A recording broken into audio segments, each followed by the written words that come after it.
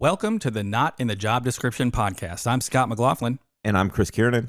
No matter what type of job you've had, there were situations that happened to you during work that you couldn't wait to tell your friends about. We interview a variety of guests about some of their crazy stories from work, from entry-level food service industry jobs to doctors and attorneys. We will explore funny, gross, embarrassing, scary, and sometimes almost unbelievable stories that people have experienced while on the job. Keep in mind that our guests or the companies they work for may be masked in order to protect the innocent, or maybe even the guilty.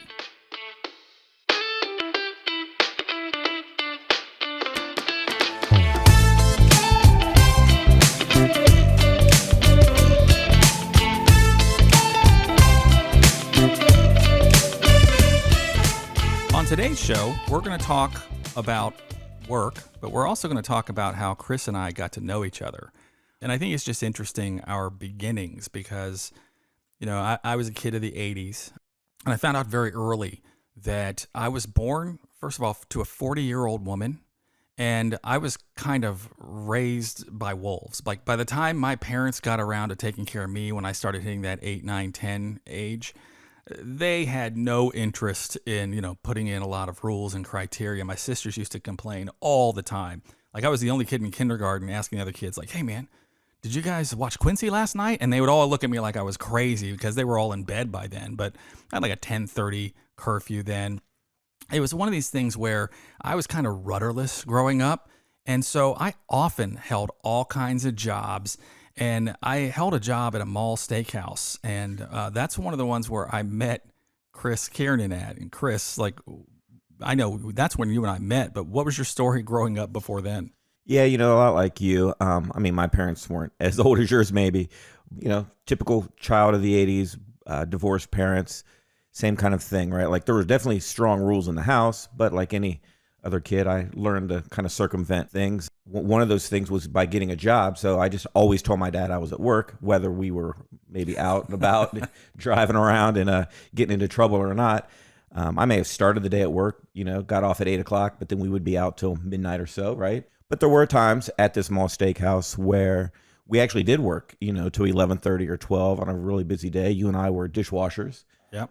So on a busy Saturday, as a 16-year-old, it kind of sucked, honestly, to have to work till 11:30 at night. But we did it because it gave us that, some pocket change and let us kind of get out of the house and cause trouble. Oh, absolutely. And I remember, I always joke that I've been employed since the 4th grade. And when I was working, delivering newspapers, my newspaper manager came over and said, the kid next door quit on the next neighborhood. Could you do that? So I ended up buying a moped and had 2 routes and could do them in the same time. So as far as I was concerned, I was like the most successful businessman in the world with my 2 paper routes. But then as I got a little older, I wanted to get a real job. And I remember going to Northland Mall, and I was walking around. This was back in the day, well before the internet. You had to go and ask people if they were hiring and if they had an application. And I walked kind of in the outdoor of this mall steakhouse, and there was a guy wearing a tie kind of bussing a table.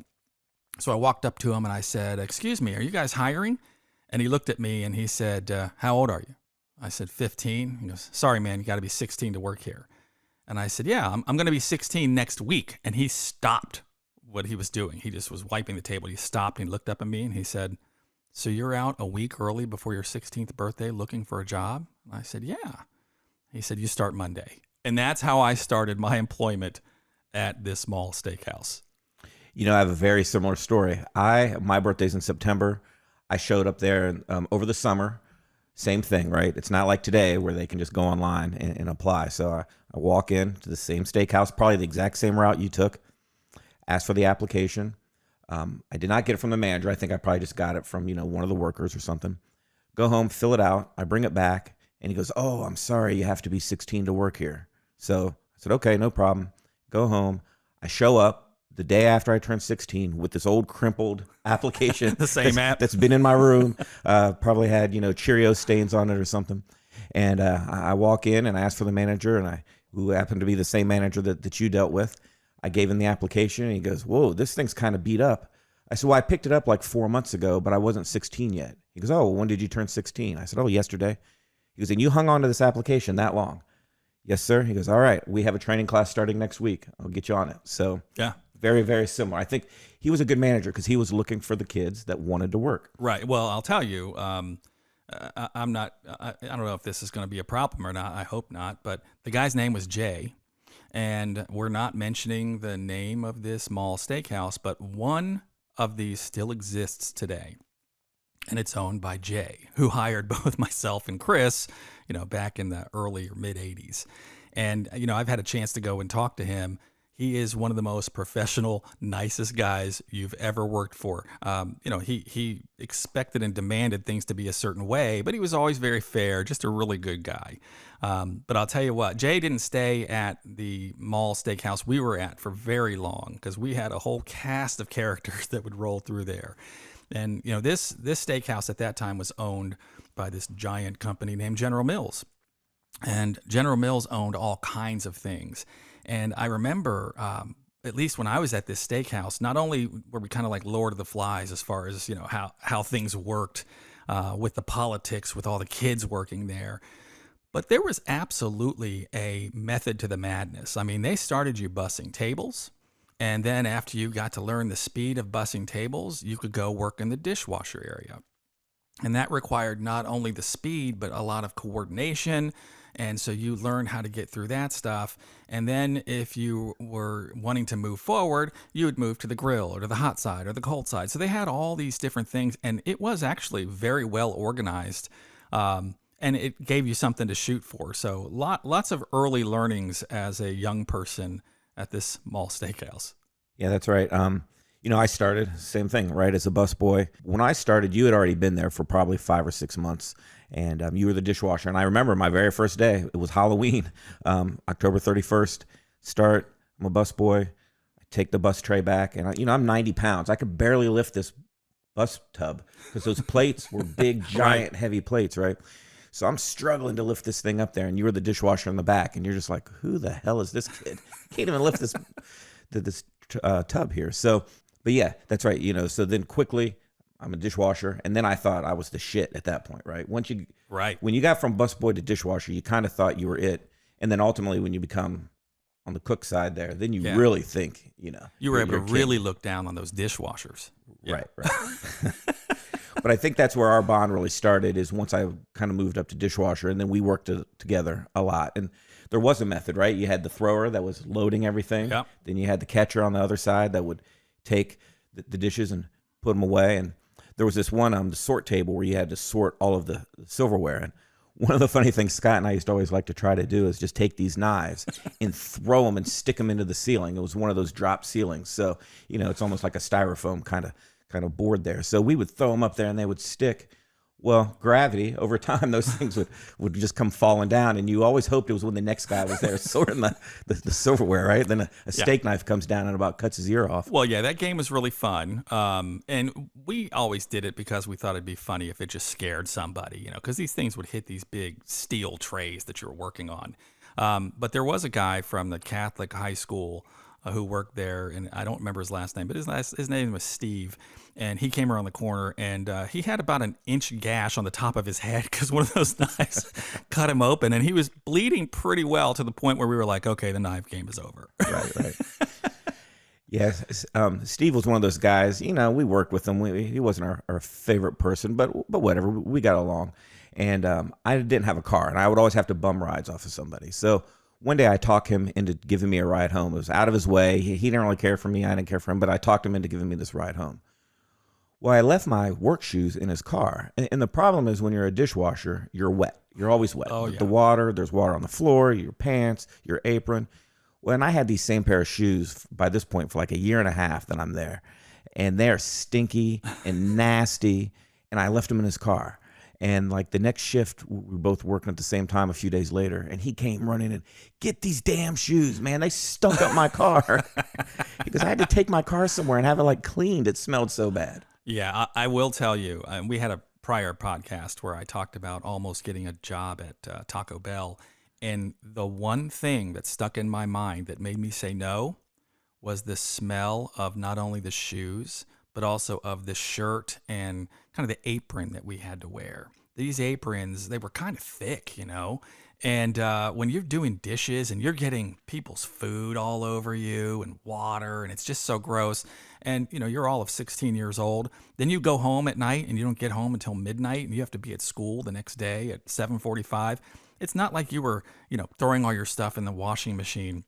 Oh no, you were taking that stuff and throwing it in the corner and diving into bed. And those things stunk so bad. My sisters used to complain all the time my sister Jean complained all the time that it stunk all the time in there. Yep, which kind of leads me to one of my favorite stories from the steakhouse here. And the smell, I guarantee you when I start this story, you're going to remember this smell. So, we sold a lot of chickens there at this steakhouse, and they were packaged in a big box with maybe 10 or 12 whole chickens on ice.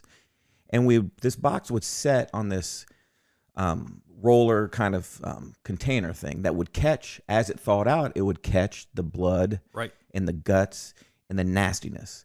Well, as a dishwasher at night, one of your jobs was to dump the chicken blood. Nobody wanted to do it, so oftentimes it wouldn't get done. And then the next day, it would be overflowing, and then somebody would have to do it.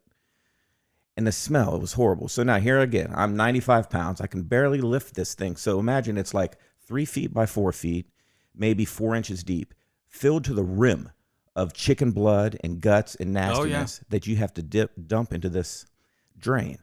So I'm trying to carry it the 15 feet from the walk-in cooler to the drain, and it starts sloshing and sloshing. And next thing you know, it's a tsunami of chicken blood, and it's splattering on my face. It's in my nose. It was disgusting. And to this day, I can just still smell that horrible. dang chicken blood. I can almost taste it, really.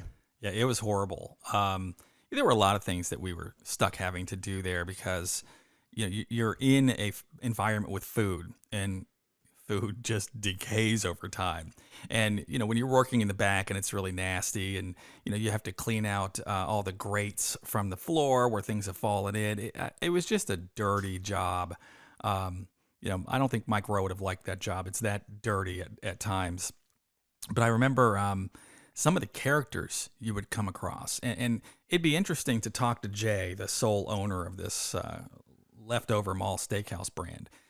I wonder how much of the bullshit that goes on behind the scenes that he was actually aware of. And he had to turn a blind eye because he couldn't admit to knowing it, or else there'd be problems. I wonder that all the time because it was a sense of frontier justice in that steakhouse. And I remember so many times when not only just some of the employees, but not Jay, some of the other managers had some crazy run-ins. And I'll give an example. I was kind of a rough kid at the time, and I really wanted to get home, and I was the dishwasher. And Chris mentioned earlier, the dishwasher is the one that always leaves last because you're the last person throwing things through the dishwasher, and then everybody's clean. I asked this kid, Jeff, from the Catholic high school, and I'd known him before because we played baseball together. I said, hey, man, do me a favor. Could you make sure you get all those tables out there, Bus? Because I have somewhere to be tomorrow. I got to get to bed. And he was like, oh, sure, man. And he was, probably 4'2" and just the biggest smart ass. You'd have thought he was 8 feet tall with muscles because he would just talk shit to everybody. So I'm back there for like 15, 20 minutes still doing all my duties. And I see Jeff come around the corner, and he's got this bus tub as if it's full, and he hoists it up on the counter, and he pulls out one single solitary glass and sets it down, and that was all that was in the bus tub. And I looked at him, and he looked at me, and he had this little smile on his face thinking he was funny. Well, we also had a hose that was right there by the dishwasher, and the temperature of the water coming out of this hose was like fire. I mean, it was so freaking hot, and you used it to get the floors. Well, I'd about had enough of him. And the fact that he was looking me right in the eye and just like, I'm not helping you. I took that hose and I sprayed him and he started screaming. And I chased him as far as that hose would go. And then he turned at the end of the hall there and he was screaming the whole time. And of course, one of the managers, the guy's name was Ron, came around the corner. And he was like, what the hell is going on out here?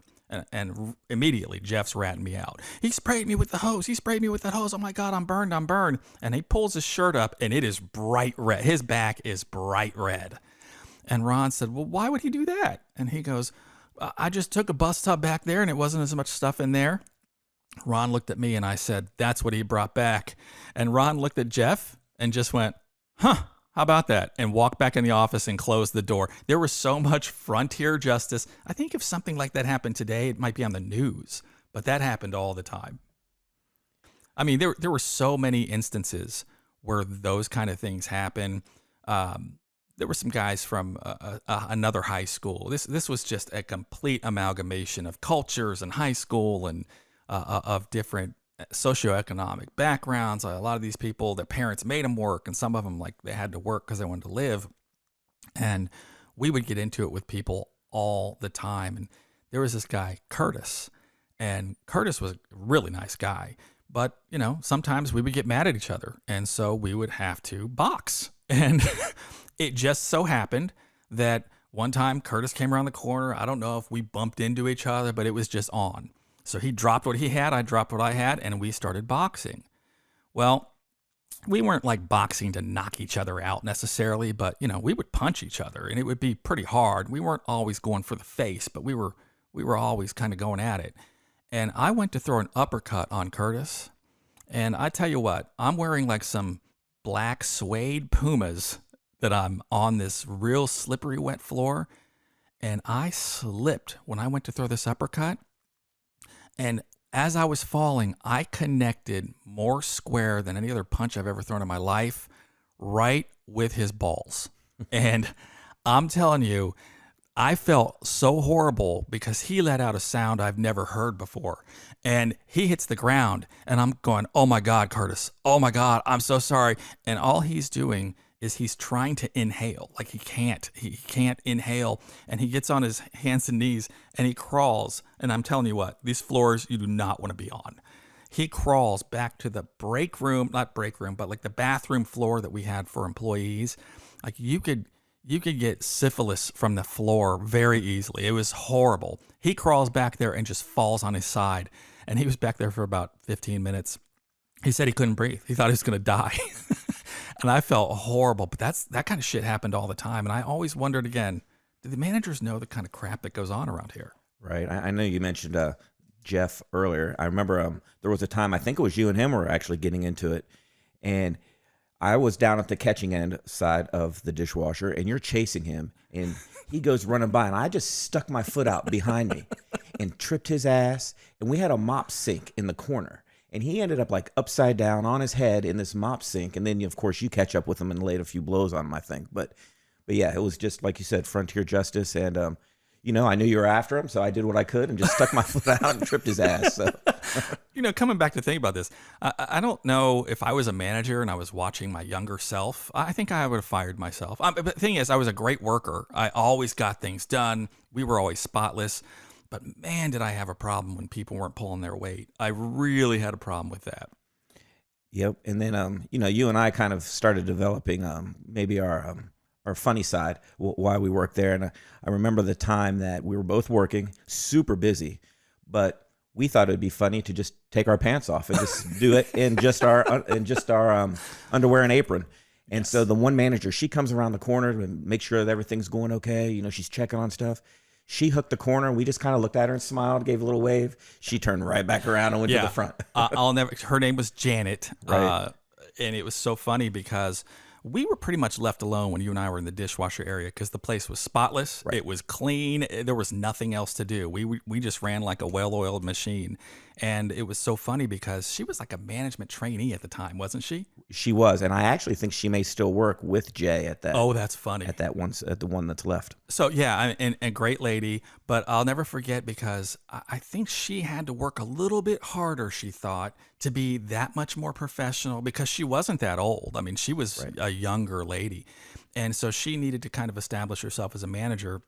And to come around the corner and all she sees is our aprons and our bare asses hanging out. She just went, "Oh," and then just turned around and walked away. Yep.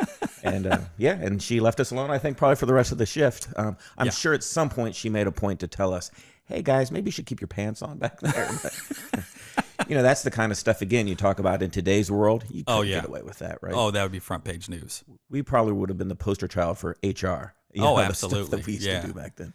Yeah, and in fact, you know, I was looking at just what happens in restaurants and stuff. And I remember that it was always pretty common that you would just sample some of the food. I mean, that's pretty normal. And as soon as we're like cooking up a bunch of sirloin tips or something, it was pretty common that you would take a tray and you would put your sirloin tips, cook them exactly the way you want them, and you just set them right on the side, so nobody could really see them. But if there was nobody in line, you could take a bite of these sirloin tips. Well, Chris had the greatest recollection of this story. There was a lady named Marge who she would ask you if you were working on the grill. Hey, man, grill me up some of these, whatever. So sometimes it was sirloin tips. So we caught her eating these sirloin tips. I'll let you take over, Chris. Right. So she was eating the tips. The problem was the guy that was cooking at the time, a good friend of ours, Sean, when it's really busy, you would sometimes cook ahead, right? So you would anticipate what was going to be ordered so you'd have it ready, because this steakhouse was kind of cafeteria style. You order at one spot, you hook the corner, you get your food, and you go sit down. The food's not ready, we would have to send it out. Well, when it's really busy, you got to turn these people over. So Sean had some extra tips because that was a popular item. So he had some extra ones made, maybe medium rare, that he could just warm them up if they needed to be cooked a little bit more. Well, Marge kept taking them, and Sean was getting pissed. So he takes this metal tip boat and put another one just right on top. So there was nothing in the tip boat, but it looked like it. So she comes over, lifts up the top, and there's nothing there. And the look of disappointment on her face, I think she even went, "Oh, man." And Sean is just laughing like, "Yeah, quit stealing my tips, bitch." It was just such a great place to work. And I'm sure I did not work there more than 2 years, but it feels like it was 10. Right. Because I learned so much, and you were busy. I mean, looking back on it, you were busy, but all good memories. Right. And we were talking about, we were at a restaurant, and I saw that there was some health inspector thing up. And Chris and I were talking about this the other day. I don't think in what felt like 10 years at this mall steakhouse, I don't think in probably the 2 years I was there, I ever saw an ant. I don't think I saw a fly. I don't think I saw a mouse, a bug of any kind. I know that there was a specific time every month that we would take everything and cover it up, and we'd have people come in and spray. But it's so weird because this place worked 7 days a week, and I never so much as saw an ant in that place. Yeah, it was definitely clean. And I'm sure people listening are like, well, yeah, you would expect a restaurant to be clean, but let's be real. I guarantee if you walk in the back of any restaurant right now, there's going to be bugs and Sure. rodents, probably, just by nature. I mean, it's food. Right? Yeah. Right. Exactly. The other funny thing about working at a place like that, my senior year in high school, I only went to school for 4 periods or so. Then I would go to work. So I'd leave early and go to work. Well, a lot of times my shift maybe didn't start till like 3:00, and I'd be there at noon because I'm out of school. So I would just take a nap in the booth. And there was a kind of around the corner there in the steakhouse, there was a bigger party type booth that they would use for like big parties of 8 or 10 people. And it was a little bit closed off. So that was a perfect spot. I could just lay in that booth. Nobody would see me. I'd sleep for a few hours. And I one time woke up, and as I'm sitting up, there was a 2-top table right beside it. And there was an older couple, because it's 3:00, and that's when they eat dinner, of course, is at 3:00. Right. So this older couple was sitting there, and they don't know I'm there. And I just kind of sat up, hair sticking up, eye goop in my eyes, all groggy. And they just were mortified, like, "What are you doing?" They couldn't figure it out. I was like, "Oh, I was just taking a nap. I'm getting ready to go start working now." You didn't even have the common sense to go, "Yeah, I was cleaning up underneath this table." Oh, yeah, no, not at all. I just told the truth. "Oh, yeah, I was sleeping. It's time for me to go to work now." Well, and I don't know if this is just a sign of the times. And, I think something happens to a society when there are more cameras involved, when somebody's always watching. Because when I think back about the managers that we had experienced at this steakhouse, again, Jay hired me, but he wasn't there very long. We had a cast of characters that rolled through there. When I think about some of the shit they did, like, I have managed people, hundreds of people since then, and I would not have done hardly any of these things. I'll give a prime example. Again, I was 16 years old. I may have looked a little bit older, but I was 16, and this one manager, who we will keep him nameless, he would wait until all the cold side got cleaned up, because they would take all their stuff and throw it back at the dishwasher, and then they were like, "See you later." And it always would suck because you're watching everyone go home and you're cleaning up their mess. So this guy would come around the corner and go, "Is everybody gone?" I'd say, "Yeah." It would just be me and a guy, Chuck, who was like the real late maintenance guy. And he'd go, "You guys want some beer?" And I was 16. Chuck was 17. And we would just open up the refrigerator. And back then, wine coolers were big. We'd bust out the Bartles and James or the Sun Country coolers, whatever was there. And this guy just didn't care. He's like, it's cool. Don't get it so the point where you can't get yourself home. But he really didn't care. And I think to myself, as an adult, I would never, ever offer alcohol to a minor that was working for me. I mean, it's just insane. But weird stuff like that happened all the time. Yeah, and that particular manager actually left, I think, right after I started. So unfortunately, I never got to experience the Sunday night parties. But I do remember maybe a year or so later, there was a girl that was working as a hostess, and she would go get a cooler, like she was taking it out to a customer, like they bought one, but she would just hide it and bring it to the back and drink them. And then we were all like, "Oh, can you grab me one of those?" And so there were a few shifts that, drinking peach Sun Country coolers. Yeah, I know that happened a lot because, again, we were a bunch, and I don't even know how this worked. We were all, and I think most of the girls that worked that cold side, they were under 21, but they're handling alcohol. I mean, it was certainly in our purview. We could just get it. But that happened a lot. Now, there was one manager named Ron. Ron, I think, was in the restaurant business for a long time. And I wonder if he even remembers any of these stories. But I'll never forget. I have to preface this by saying I was 16 with all the wisdom of a 16-year-old. I was an idiot. There's certain things that you think are super important when you're 16. And in fairness, I mean, Ron was probably 23. I mean, it wasn't like he was 40. And he was one of the managers. And one day I remember coming in, and there's Ron, and he's smiling. And I go, "What's up?" And he said, "You ready for your new uniform?" I said, "What are you talking about?" And he pulls out a bow tie. And I said, "Ron, I'm not fucking wearing a bow tie." And he said, "You are if you're working here." And I was like, "I'm not kidding, man. I'm not wearing a bow tie." And he said, "It's part of the uniform, man. You got to put it on." And I said, "Are you serious?" And he goes, "Yeah." So he hands me the bow tie. I take it, stick it in my pocket. And at this point, I'm going out, like, I forget what the position was even called, but I'm interacting with, all the customers out in the area, getting them new drinks if they want it. So I put it in my pocket. And then about 20 minutes later, Ron comes out and says, "You got to put on your bow tie." I said, "Ron, seriously, I'm not putting on a bow tie." He goes, "If you're going to work here, you are." And I go, "Okay, I guess I'm done." And I walked right out the door. And I was devastated because I was like, "Nah, I got to get another job. But man, I'm not wearing a bow tie. That looks so ridiculous." So I didn't show up at work the next day. And then Jay calls me and says, "Hey, what are you doing?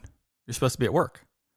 And I said, "I thought I was kind of fired or I left, one of the two, but I don't want to wear a bow tie." And he goes, "What are you talking about?" So I tell him the story. He goes, "Let me call you back." So about 10 minutes later, Ron calls me. "All right, come on back. You don't have to wear the bow tie." But I mean, I don't know who was dumber, me or at the time Ron, because it was like, listen, this is the corporate standard. But something as stupid as a bow tie and forcing kids from 1985 to wear a bow tie. I mean, this is when the Beastie Boys were popular, and they're asking me to wear a bow tie. Wasn't going to happen. Right. So I felt like I won that battle, but it was a battle for nothing. Well, Ron was he was a veteran manager, right? And me and another good friend of ours, Jeff, a different Jeff than we used to beat up on from earlier in the episode here. But we were going through the line, we bought our hamburgers, but we didn't pay. And we had like a little thing worked out with the cashier. She just kind of gave us a nod, and we keep on walking. Right there by the cashier's stand, there's a two-way mirror or a two-way glass that the managers are on the other side doing their work, their paperwork, counting money. But then they can also look out to see, what's going on. So we go eat our hamburgers, and we go clock in and get ready to start working. And Ron says, "Hey, Chris, Jeff, come in the office here. I'm going to talk to you for a second." So we go in the office. He goes, man, I have a dilemma here. He goes, I got a couple employees. I really like them, but I mean, they were stealing today, and I saw them, and I'm not sure what I should do about it. And our dumbasses didn't even put two and two together. We're like, oh, if they're stealing, you got to fire them. You turn can't into have Encyclopedia Brown, like, let's find out who it is. that. Right. We're like, oh, you got to fire them. You can't keep somebody around. If they're stealing from the company, that's bad. And he just kind of looks and he goes, well, it was you guys. And now we just look like complete idiots because we're like, so we look at each other and we're like, oh, well, he goes, I tell you what I'm going to do. Pay for your food today. I don't want to see you do it again. We'll just let this one go. But, you know, he had us dead to rights, and we're basically telling him to fire us without even knowing that he was, you know, catching us on it. But you know, he was a good guy in that sense where he got it, right? And so we just learned to sneak the food better next time is all. Oh, and I'll tell you what, Ron was funny. I thought he was hilarious. And I think that this name I'm about to give is so generic. It's not like someone's going to, you know, say, hey, don't use my name. Because there was a kid that was in our neighborhood, and his name was Michael Jackson. And Michael was a character as well. But Ron and Michael didn't get along. And Michael started working at York Steakhouse. He might have been there right before me. He might have been the person that said, hey, you should check this out. He was a little older than me.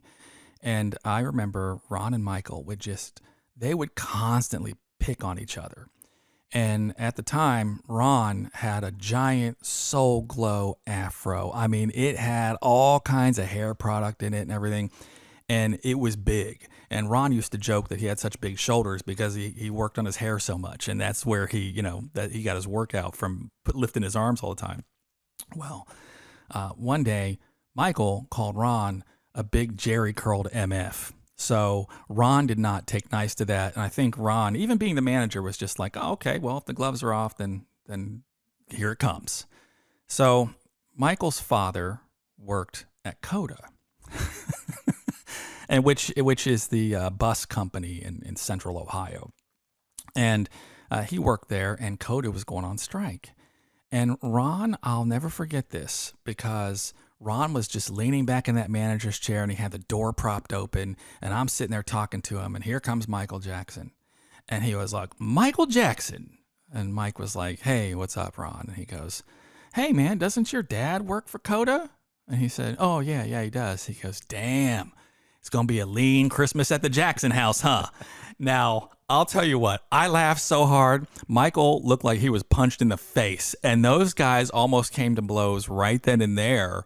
But Ron was just laughing at him, and I thought that was the funniest shit I ever heard, because you wouldn't say that to somebody unless you really wanted to get at him. And, you know, Ron was just like, okay, you started, I'm going back at you. But it was so funny. Those guys would fight like crazy. And again, today, if that ever happened anywhere, it would be a story on an HR pamphlet of probably what not to do. Right. And, you know, when you talk about these cast of characters, I think one of our favorites was Craig, was his name. You know, we could do a whole episode on Craig's stories, and maybe we will someday. But I think the one that really stands out even has its own little title. We'll just call it the Gourd Incident. Oh, my God. There was, you know, when we're dishwashers, we would get bored or we'd be caught up with stuff. So we decided to put there were some gourds around for fall decorations. So we put one in the fryer, in the French fry fryer. And after about 10 minutes, we pulled it out and we took it to the back. And we wanted to cut it open and see what it looked like. Well, when we put the steak knife in it to cut it open, it kind of popped. Yeah. And by the way, I have to tell you, these gourds we're talking about right now, the ones that we were throwing in there, like, they were about the size of a baseball. I mean, it's not like we're throwing a pumpkin in there. Right. Size of a baseball. Makes this pop. It was pretty cool. We're like, oh man, that's pretty neat. So let's do it again. So we sneak around the front, put this gourd in the fryer, go to the back. Well, now it got busy. So we're busting our ass, washing these dishes. And after about 15 or 20 minutes, we were like, at the exact same time, we looked at each other. Holy shit, the gourd. So we go to get it. We hook the corner. As soon as we hook the corner, Craig is opening up this oven to pull out a rack of baked potatoes. This gourd blew up in the fryer. Hot grease goes flying everywhere, all over this oven door that fortunately shielded him. It was those double door Montague ovens that you could open from the middle and they kind of opened out. Right. And so fortunately that shielded him from this hot grease. Well, Craig was like, holy shit, I almost died. Did you see that fryer just blew up? We just turned around and went right to the back. Yeah, And we didn't admit anything. death. We were like, holy shit, we about killed Craig.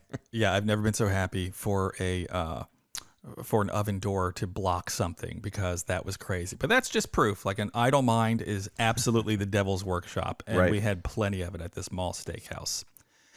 So we're going to go ahead now and wrap up this first episode, because I'm sure we're going to make many references to this mall steakhouse.